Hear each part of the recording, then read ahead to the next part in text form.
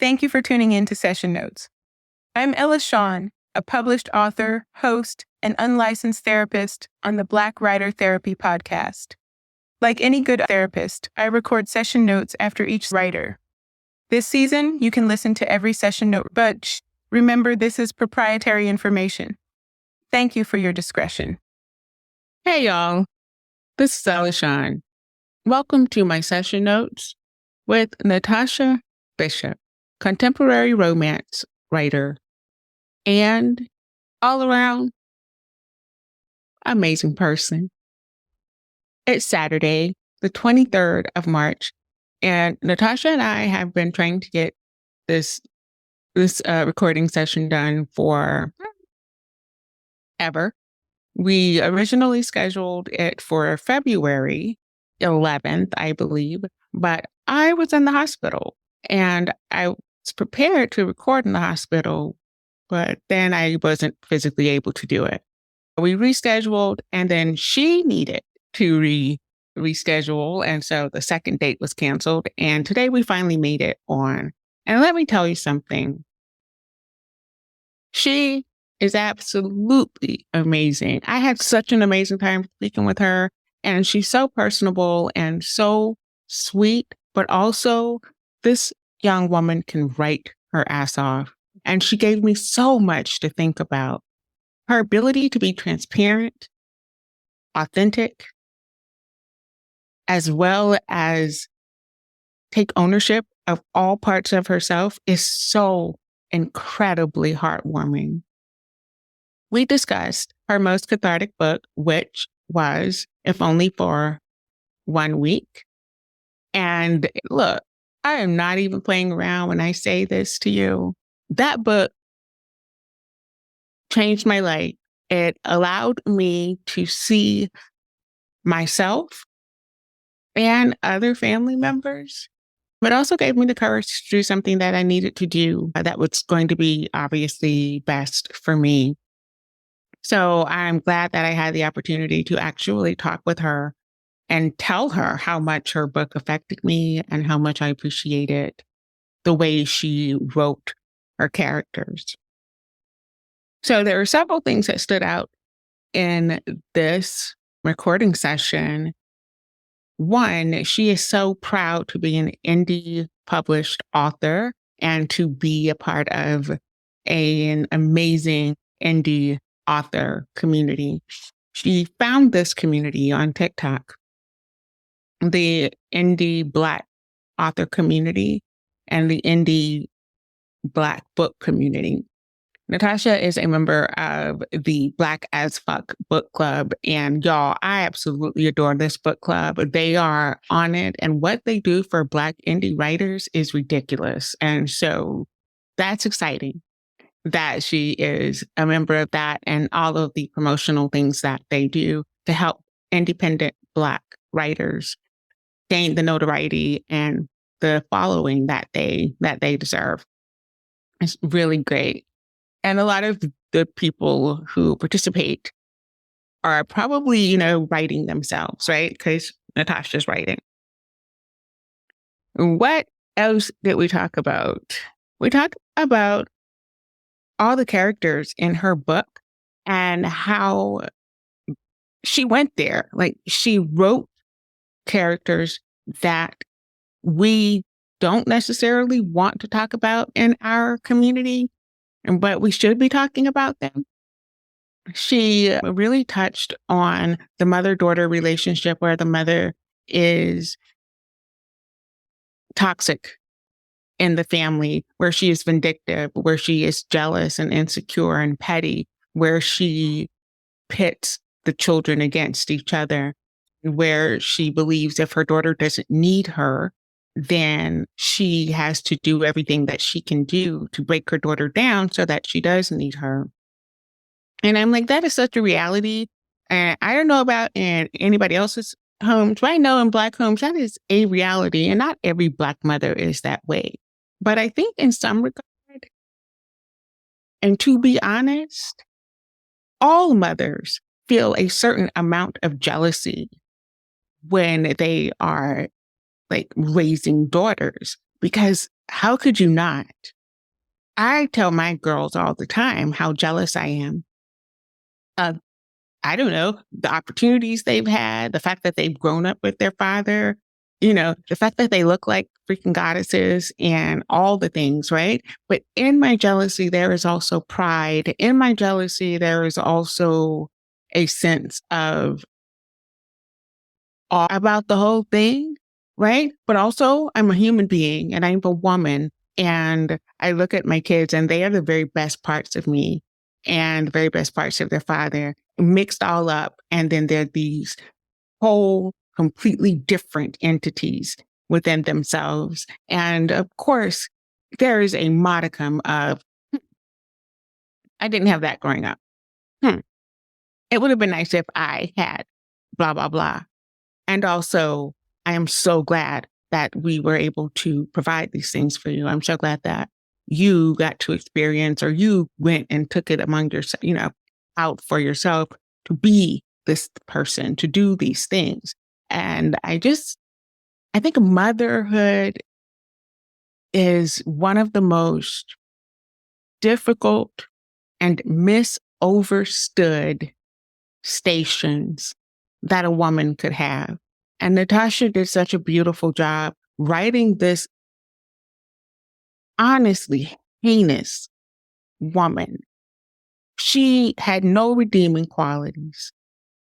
She created a narcissistic daughter, and then she created a people-pleasing daughter. The dynamic is amazing. And also there is the father who's in the home and he's a great provider. He loves his wife. He loves his daughters. He doesn't cheat. He does all the things, right? On paper, he is an amazing man. He is an amazing husband. What more could a woman ask for than a man who loves her so much? He never even tries to correct her behavior. He never even tries to take a side and protect his children because he loves his wife so much. I found him weak and useless. And having him in the home, in my opinion, did more harm than good. And we talked about that, about fatherhood in the Black community and how women can be married to a man who is less than stellar material as a husband, less than stellar material as a father, and yet we keep him around because he's a good man. He's a really good man. But is he adding anything to the family? Is he adding anything to your life as a woman? Is he adding anything to your life as a mother? Is he adding anything to your children's lives? And if the answer is no, then there has to be a reconsideration. Why do you have him?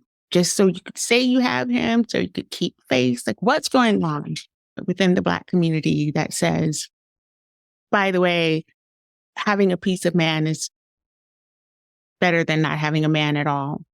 So that was one of the points of discussion. I told her, I said, girl, this book was hitting home on so many levels for me because I definitely have daddy issues and mommy issues. And to see someone lay it out like this is amazing. But as a mother of 3 daughters, it hit all of those buttons as well. And so I told her, I believe that perhaps you're writing realistic women's fiction with a romantic element because she's definitely character driven.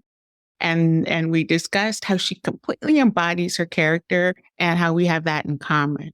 The idea that I want to know all the parts of my character, even the parts that are never going to make it into my stories. I want to know all of those parts because they affect how I write the character, what my character does, how I invest time and energy getting to know my characters. I take them to the grocery store. I take them shopping. I'm, brushing teeth, and it's really them because I need to see how they are in their everyday life.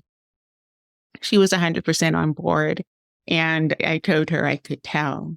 She was very transparent about how writing has been such a huge conduit in her mental growth and healing And that did my heart well to know, because that's what the show is all about. That's what Black Writer Therapy is all about, is to bring attention to the fact that Black women writers are not simply putting words on papers, telling stories that make us feel good, giving us hot, steamy sex scenes that make us feel good, but we are writing stories that need to be told, stories that heal not only ourselves, but also heal those who take the time to read what we're putting out there.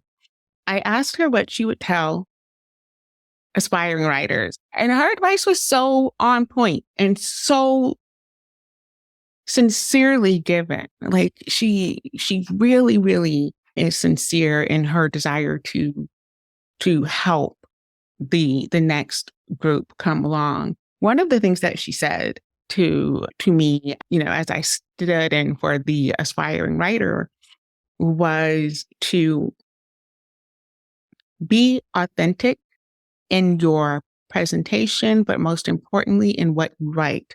Write what means something to you. Write what matters to you. And yes, I know we've all heard some version of that before, and we hear it all the time. Be authentic. Write what is, important to you. Here's the thing. It's really difficult to write what matters to you and write what means something to you when you're not quite sure who you are. When you are in a season of growth and a period of transformation, it is probably not the time to start writing that novel, because who you are and who you're going to be at the end of this process will be totally different people. And I think in a lot of ways, when I started writing my first series, the Broken Soul series, I was one person. I was definitely in a period of transitioning and transformation.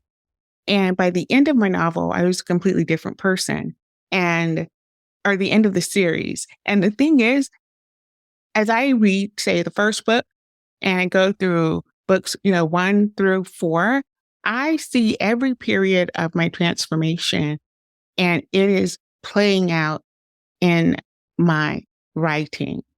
I don't know how I feel about that, to be honest. I don't know. Like, I have these thoughts sometimes that maybe I want to pull those books because they are extremely revealing and telling of my own story, my transformation as a person and as a woman and as a writer. Right. And so there are times when I feel as if I want to pull those books and kind of start from scratch with my writing career, because I am more settled in myself. I am more authentic to who I am, and I am more comfortable in my authenticity. And so I can write the things that really, really speak to me and come from my soul. And that is not to say that the Broken Soul series did not speak to me, did not come from my soul. It was more like the Broken Soul series screamed at me and tore away from my soul. And those are two very different things. Natasha Bishop said, yeah, I leave a little bit of my soul in every one of my books. That's Natasha Bishop. And I said, yeah, I think writing is and can be an extension of the soul. And it did make me think about my first series. Did I leave a little piece of me in each of those novels, or did the novels tear a little bit of my soul away every time?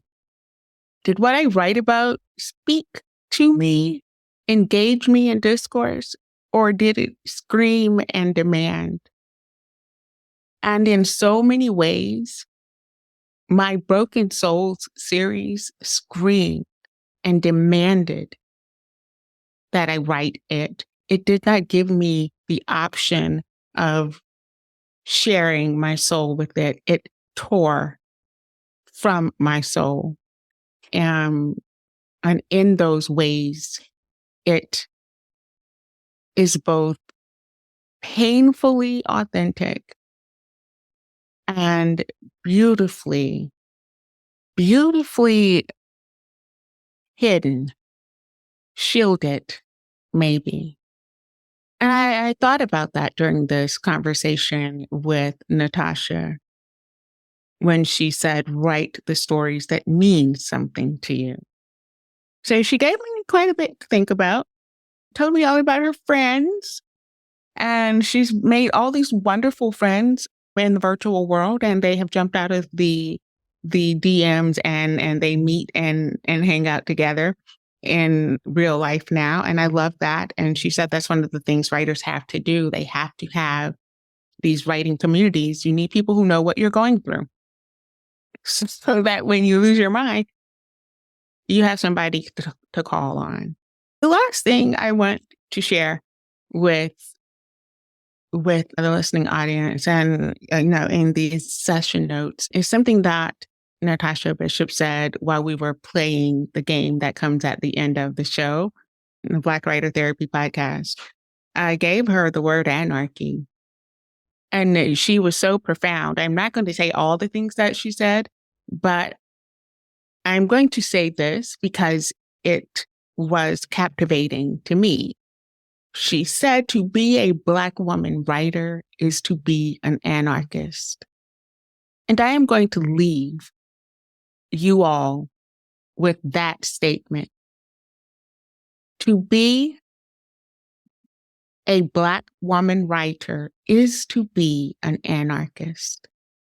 I am Alishon, and these are my session notes.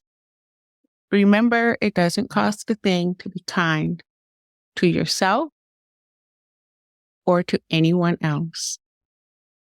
Until next time, be amazing. Thank you for tuning into Session Notes, presented by the Black Writer Therapy Podcast. If you like what you heard, please remember to like, follow, share, download, and leave a review or rating. In a world where shadows dance and secrets lurk, comes an unforgettable saga of broken souls, written by Alishon. Get ready to embark on a gripping journey through time, a dark Southern coming-of-age saga that spans over 30 years. Nothing is as it seems. With every turn of the page, secrets unravel, revealing a web of intrigue that will leave you breathless. Breaking is the easy part. Having the courage to look into the mirror of your souls, allowing yourself to be consecrated, to rise harmoniously in alignment with self and the universe, that's the hard part. Join John and Vivian on this unforgettable journey where shattered souls rise, courage is tested, and destinies are forged. The Broken Souls series by Alishon, a gripping 4-book masterpiece that will keep you captivated till the very end. Don't miss your chance to experience this compelling tale of love, loss, and redemption. Purchase your copy now and be prepared to have your soul shattered. Because sometimes the darkest paths lead to the brightest light.